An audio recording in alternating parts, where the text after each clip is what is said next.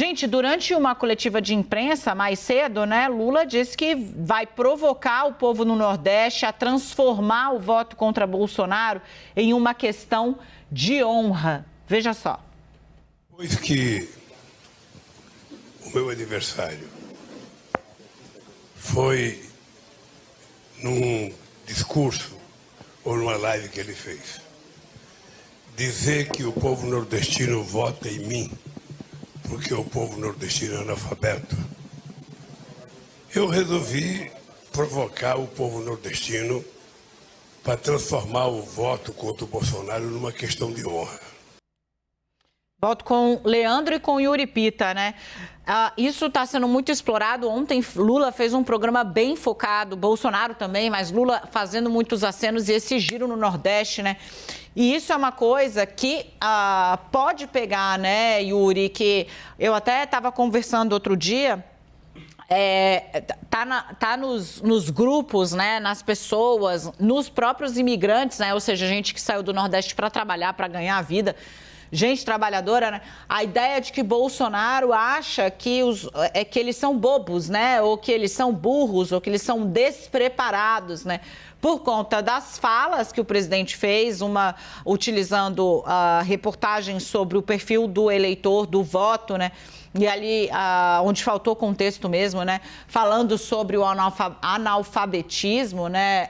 Na região, porque aquela coisa, né? Se você olhar em retrospecto, você vai entender que, na verdade, o Nordeste deixou de ser analfabeto, boa parte dele, né? E passou, né, a poder, inclusive, frequentar o ensino superior nos últimos 15, 20 anos, incluso aí também o atual governo, né? Mas, Yuri, Lula parece ter sentido que isso pegou para fazer essa fala, né? Transformar o voto contra o Bolsonaro como questão de honra. Pois é, faz isso por alguns aspectos. Primeiro que essa divisão do Nordeste com o resto do país, ela não é de hoje que acontece em eleições.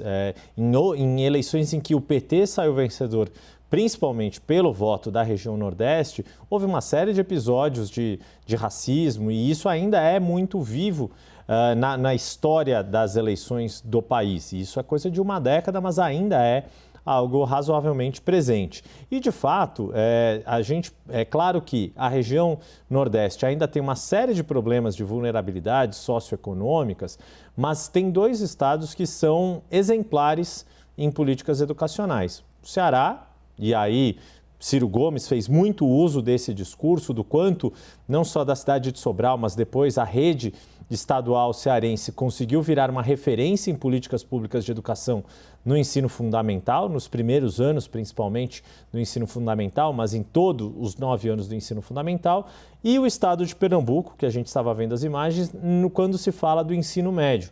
A rede estadual pernambucana para o ensino médio se tornou também outra referência de boas práticas de políticas públicas na rede pública de educação. Dito tudo isso, o fato é que existe esse predomínio da intenção de voto no PT histórico já há bastante tempo, desde que a região Nordeste elegeu o Lula pela primeira vez, o PT conseguiu manter essa hegemonia de votos nas eleições presidenciais. E o que a gente viu nesta eleição de 2022 é bastante curioso porque Bolsonaro continuou perdendo sim, mas conseguiu aumentar a sua votação em todos os estados. E aí, o detalhamento que alguns cientistas políticos fazem, e aí vou tomar a liberdade de citar aqui o Emerson Serve, que é da Universidade Federal do Paraná, que fez uma thread no Twitter hoje bastante interessante, que mostra que Bolsonaro conseguiu ampliar a sua votação, principalmente nos municípios de menor população, ou seja, naqueles municípios que são mais dependentes das políticas governamentais de uma forma geral, em que o dinheiro que o governo repassa para as pessoas, seja por meio dos programas sociais, como o Auxílio Brasil, como o BPC, Benefício de Prestação Continuada, seja por meio de pagamento de aposentadorias, como aposentadoria rural, etc., essa dinâmica é mais importante, esse dinheiro é mais importante e isso rendeu votos para Bolsonaro. Só que rende de uma forma mais pulverizada, em menor escala e por isso Lula consegue manter a sua hegemonia na região Nordeste. Leandro? Olha, Dani, o presidente Jair Bolsonaro sabe que há uma hegemonia do Lula na região Nordeste, tanto que fez programas dedicados a isso, tanto que colocou na televisão, colocou na sua fala, né, uma tentativa de falar com esse eleitor, uma tentativa de se comunicar melhor com esse eleitor, mas isso até aqui também não trouxe resultado. O que as pesquisas têm mostrado é que, enfim, o Yuri aponta para esse crescimento em algumas cidades menores, mas de uma forma geral, né, você tem ainda um predomínio muito grande do Lula na região Nordeste. Se tornou, de fato, uma questão, já para trazer um pouco também de apuração. Quem está de olho em tudo, praticamente, o que o presidente fala sobre os mais pobres e sobre a região Nordeste é o André Janones, né, que disparou há pouco o anúncio que vai fazer aqueles anúncios, né, mais uma live bombástica para poder atacar o que o presidente disse sobre os mais pobres, sobre a região Nordeste, está previsto para hoje também. É algo, né, que cada deslize que o presidente da República comete falando para esse eleitor, o PT, nesse caso agora o Janones, também pegam para poder aumentar a rejeição do presidente Jair Bolsonaro na região que tem esse predomínio histórico. E aí, de novo, né, o PT tem uma estratégia de aumentar em pelo menos 5 pontos percentuais a vantagem do Lula sobre o Bolsonaro na região para compensar eventuais derrotas que vai sofrer em outros estados, notadamente Sudeste e Sul do país. Dani.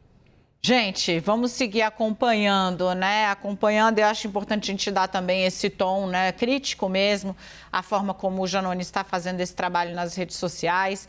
Eu vou repetir aqui no 360 o que eu falei ontem no horário de Brasília, né? Rede social, definitivamente, do jeito como a coisa tá, não é o lugar para você fazer a sua principal fonte de informação. Não é. Para nenhum dos lados. Está muito pesado, virou uma verdadeira chuva de lama, entendeu? Busque outras coisas, faça sua pesquisa, não se deixe enganar.